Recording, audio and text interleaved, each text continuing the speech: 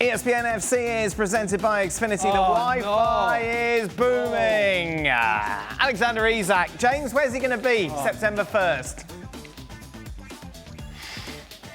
Well, look, I mean, if I had to say now, I'd say Liverpool. But the way he's gone about this, I feel for him to some extent, because I think he's been very, very badly advised. I think one of the aspects that is a little bit underplayed in this, actually, is that my understanding of this is that he's got multiple agents involved. And I think one of them has made promises to him that the other two were not quite so keen to make. And that's essentially that, don't worry, son, we'll get you out of here. And I think the other two were kind of thinking, well, actually, this is going to be a lot more difficult. We know Newcastle's position. And also, he negotiated a 6-year deal for Isak 3 years ago, so he's got 3 years left on his contract. That's the biggest mistake of all here. If he'd not signed that 6-year deal, say he'd signed a 4 or a 5-year deal, he'd been in a much stronger position to be able to negotiate now, and Newcastle wouldn't be able to demand the fee that they are and effectively trying to price him out of the market. Reminds me a little bit of Harry Kane. You remember when 2018 he signed a 6-year deal before the 2018 World Cup, which tied him to Spurs in a way that he then couldn't get out of when he tried to leave for Manchester City a couple of years before he went to Bayern.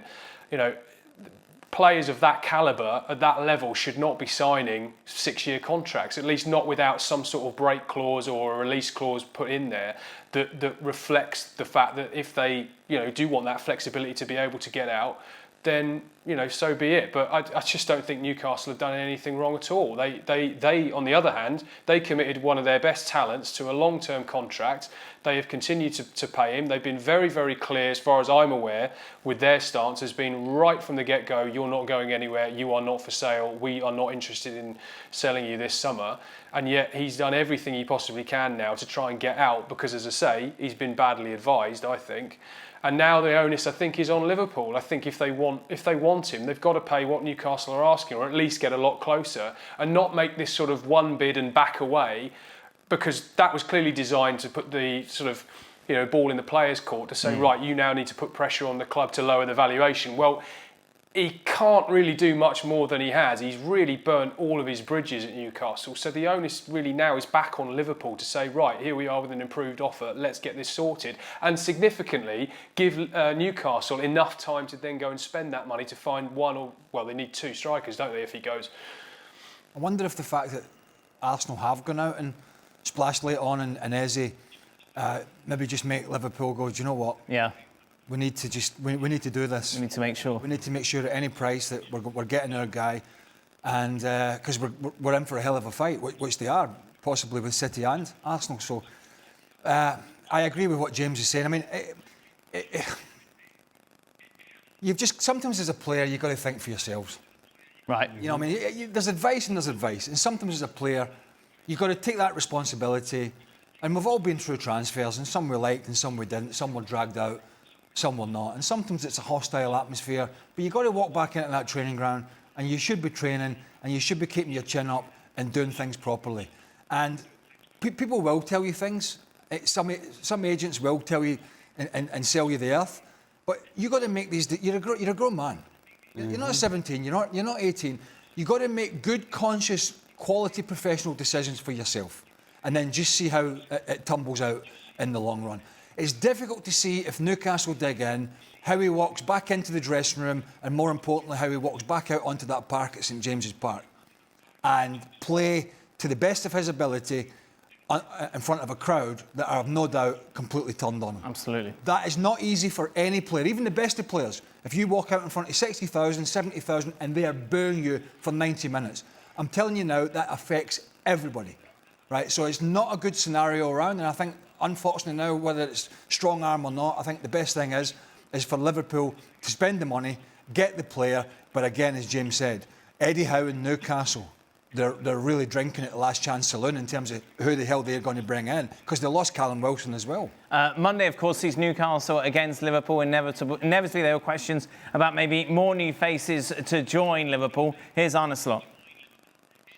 I've always said maybe having 2 per position is ideal, but I prefer less than more, because you have to disappoint so many players every single time for them not even being in the squad, let alone not playing. So So yeah, really happy with the squad. But as always, if we think we can improve in a certain position and there's a player available that can really make us better, which you could see with Giovanni Leoni, it's then this club has always shown that they bring these players in.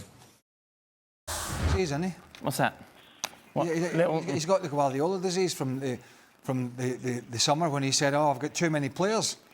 And then he was moaning he didn't have enough players when his squad wasn't big enough. I mean, Arne Slot there is sort of contradicting himself. He said, I like 2 players for every position, but I think having less is more is better. I was just laughing in my head that if you had a middle name that was, say, Stephen, that'd be quite a top. That's where my mind was during that press conference. Wiesa to Newcastle then. Is that going to happen, James? Will that have an influence on Isak? Yeah, well, I mean, this is the irony, isn't it? You've got a striker who's desperate to get out of Newcastle and effectively going on strike, and then you've got a striker at Brentford who's going on strike to go to Newcastle. So it's sort of the irony of the whole situation is that's where we are. Look, I mean, I think Wiesa will probably end up going to Newcastle. You know, as we've already said, they need a striker anyway, even if Isak stays. But yeah, look, I mean, I would expect things to move after Newcastle play Liverpool. You know, everybody on all sides probably wants to get that fixture out of the way, and then of course they've got a week to negotiate before the window closes. So I think their plan, I know what Arne Slot was saying there, but I think their plan was always for Eberechi and Isak for the simple reason that, I mean, Isak's a fantastic footballer, don't get me wrong, but can he play 3 games in a week every week?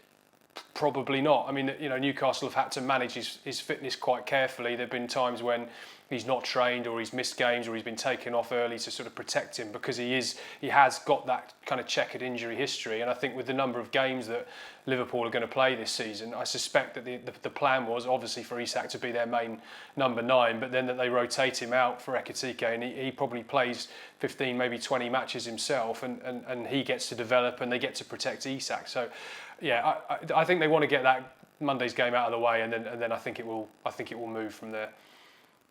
Wiesa, get you excited to Newcastle?